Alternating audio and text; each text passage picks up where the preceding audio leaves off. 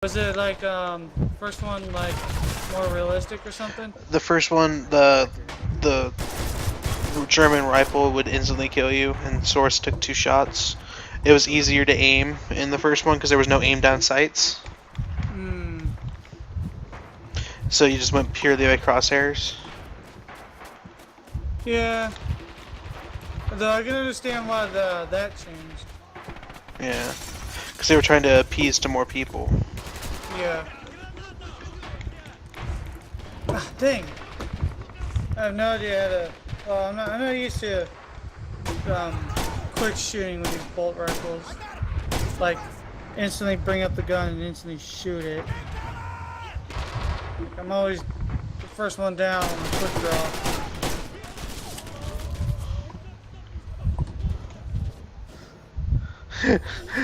An enemy unit just pistol whipped another enemy unit. That's funny. Nice.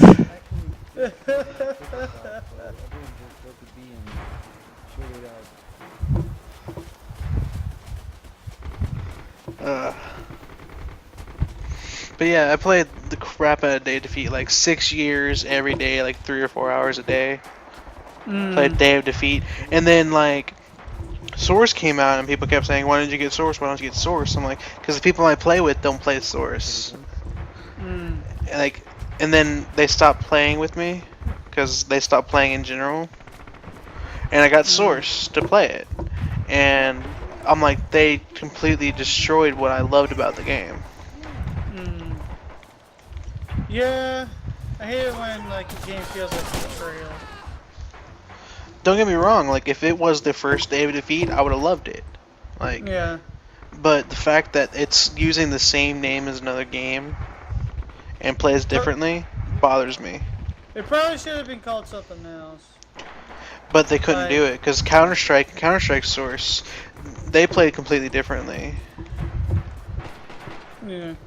And then So, the like, Counter-Strike differently, Global do you Offensive, mean like modernized or? like they've added features and took out features. I don't think I played the original Counter. I pretty much just played the Source version of all the games that Valve's covered over, or at least bought the teams. Then I never played the original Team Fortress 2 or Counter Strike. The original Team Fortress. Yeah, I never played it. I've heard of It's it. not cartoony at all. It's actually more hardcore. It's yeah. I think I'm fumbling my words. I know it didn't have that artistic style that Team Fortress 2 has, but they were originally going to do that. They were going to make it gritty and all that. I'm kind of glad they didn't because I love Team Fortress 2. Well, the original Team Fortress was gritty. That's why. Yeah, it kind of is. It's like surreal humor.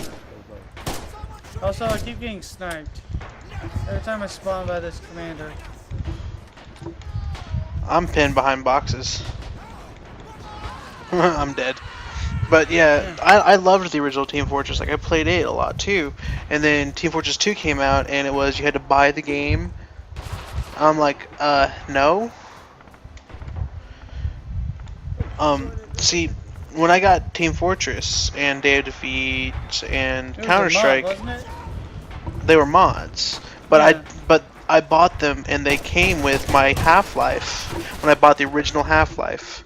I bought it for like $30 at the store, and it came with all of the games, including the 2 expansions, Blue Shift and Opposing Force, for Half-Life.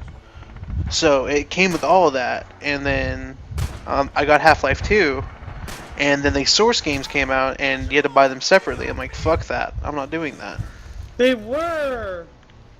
Well, I can't say that for Counter-Strike, but Team Fortress 2 had a heavily more modified version of the Source engine. It was pretty much its own thing. Yeah. And then Half-Life Episode 1 and 2, that brought out another new version of the Source engine. Left 4 Dead 2 was... It's hard to say it is a Source engine. Yeah, but it's a modified Source engine. It's like heavily modified. It's like more so than Team Fortress 2, I think. Yeah. The big thing is the Source engine is really old. They really need to come out with a new thing. But they've been updating the Source engine so much that you can literally make AAA graphic games on it. I haven't seen that though. That's the thing. I have. I've seen a lot of games, like the Stanley Parable. That one had an artistic style. I thought you were talking about like super high def textures. Oh, they have that too. I just haven't seen high-res textures. I'm not saying a high-res texture is necessary for a game, but like I just haven't seen a Source engine pull that off. I have Neo Tokyo. Yeah, Tokyo. It's a free game, free mod. I haven't seen it. I'd have to check it out. The characters look like much better. Like they have the same kind of texture quality and model quality as Gears of War 3. Gears of War 3. That was on the Xbox. Yes, it was. Can't exactly imagine that having fantastic graphics, to be honest. The Xbox 360 was able to match PC for the most part up until about a year and a half ago with graphics. I'd say more or less 3 years ago. No, the graphics haven't improved that much with PC games. They just learn new tricks. Take it from a guy who makes games, there's plenty of tricks to make things look better, but not actually make them better. That is true.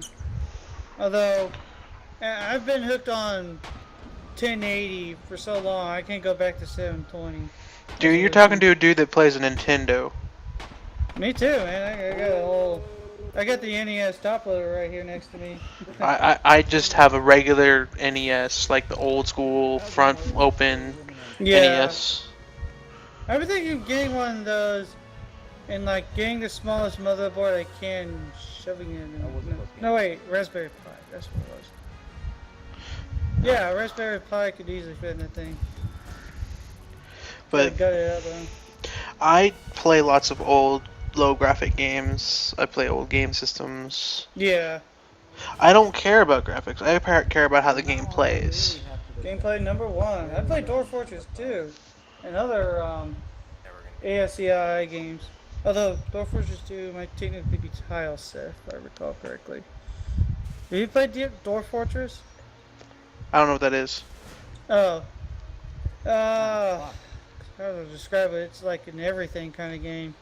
Alright, City builder, civilization, survival, RPG. Let's see.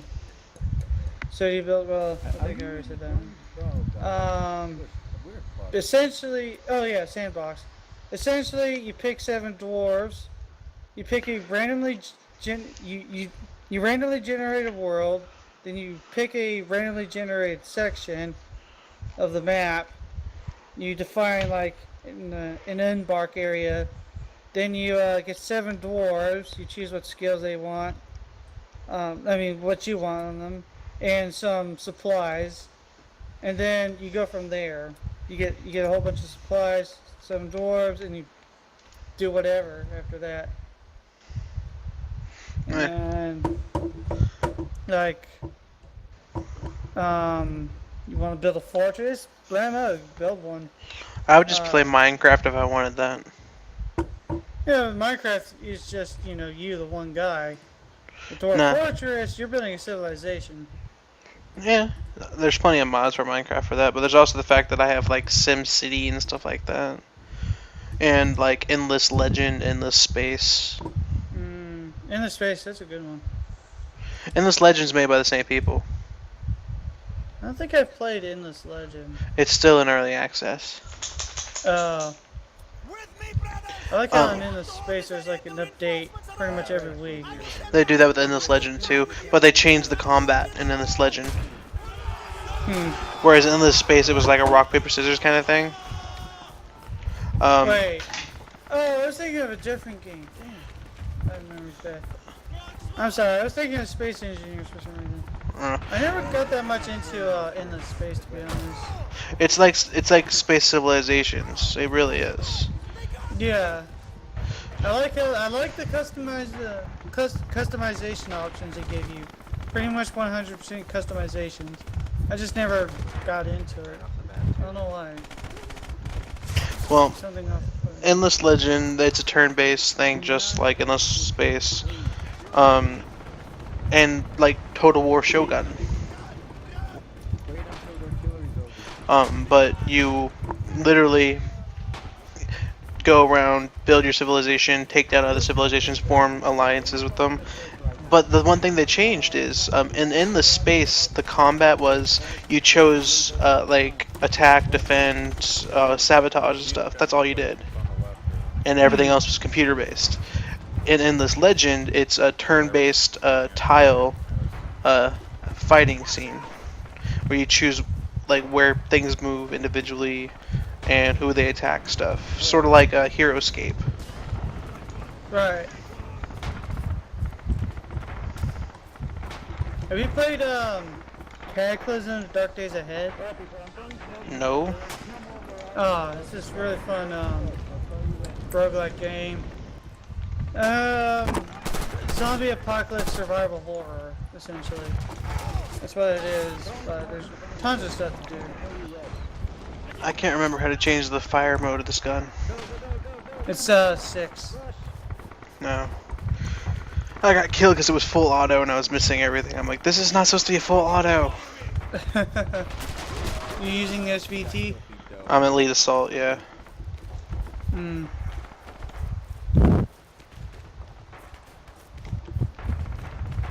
If you're real good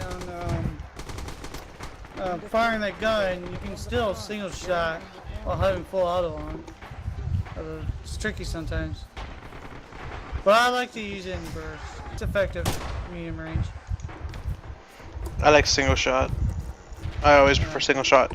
Even in like modern warfare games that allow you to switch fire mode, I always go single shot.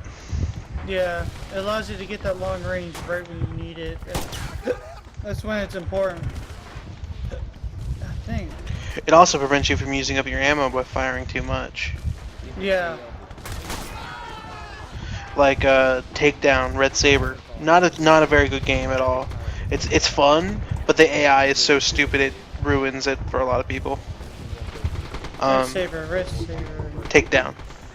Takedown. That sounds so familiar. I'm sure I played it, but I just can't remember. It's a stealth squad-based game. Hmm. But if you go full auto on that, you won't hit your targets at all. Yeah. Like the aiming is so sensitive on that. But the AI is really stupid. Like 1 minute they won't even know you're there, and then suddenly they turn around and instantly headshot you. Ugh. I hate that kind of AI.